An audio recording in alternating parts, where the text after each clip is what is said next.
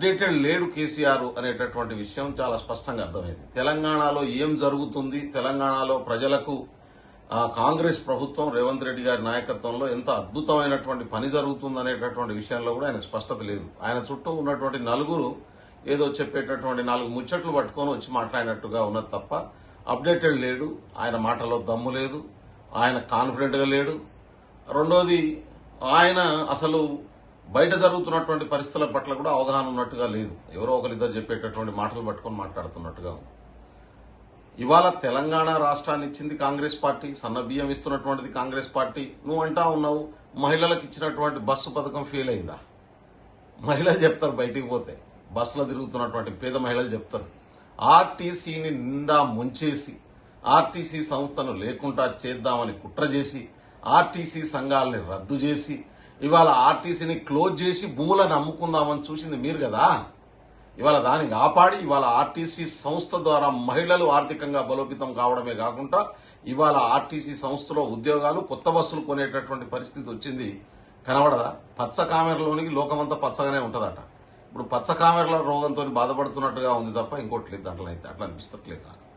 రెండోది, మాకు నిజంగానే 5 సంవత్సరాల కోసం ప్రజలు అధికారం ఇచ్చిండ్రు. మీరు మొత్తం ఆర్థికంగా విధ్వంసం చేసి అప్రపాలు చేసి 1వ తారీఖు రాగానే రాష్ట్ర ప్రభుత్వ ఖజానా నుంచి 7,000 కోట్లు, 6,500 కోట్ల నుంచి 7,000 కోట్లు అప్పులకు వడ్డీలు కట్టేటటువంటి పరిస్థితి కారణం ఎవరు? కేసీఆర్ గారు, మీరు కాదా? మీరు 10 సంవత్సరాలు పాలించి బ్యాంకులో తీసుకున్నటువంటి లోన్లకు రీపేమెంట్ 10 సంవత్సరాల తర్వాత మొదలయ్యేటట్టు చేసిపోయిందే. ఎవరు కడుతున్నారు ఇప్పుడు? మీరు కడుతున్నారా? మేం కాదా కడుతున్నది? కాళేశ్వరం ప్రాజెక్టు అద్భుతమైనటువంటి ప్రాజెక్టు. నవ్విపోదురుగాక నాకేటి సిగ్గు అనేటటువంటి పద్ధతిలో ఉంది మీ పద్ధతి చూస్తా ఉంటే. కాళేశ్వరం ప్రాజెక్టులో ఎందుకు నీళ్ళు ఆగుతలే? మేడిగడ్డ ఎందుకు కుంగిపోయింది?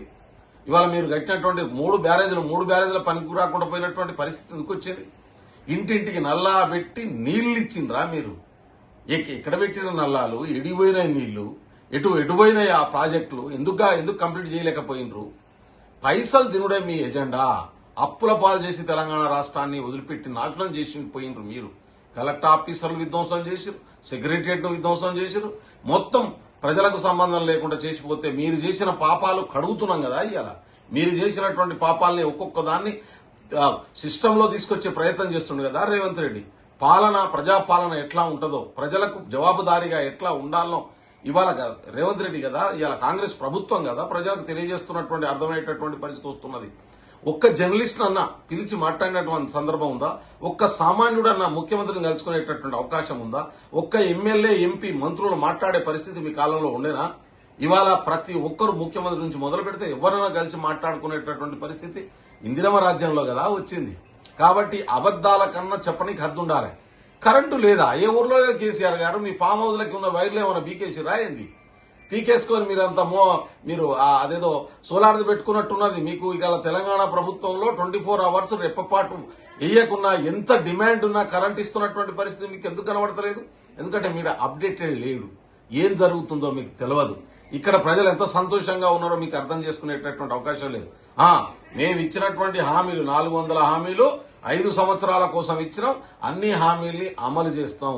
మీ లెక్క దళితుని ముఖ్యమంత్రి చేస్తా అని 14 సంవత్సరాలు చెప్పి ముఖ్యమంత్రి కుర్చీ రాగానే దళితును పక్కన పడేసి మేమే ముఖ్యమంత్రి అయినటువంటి పద్ధతిలో మేము పనిచేయం.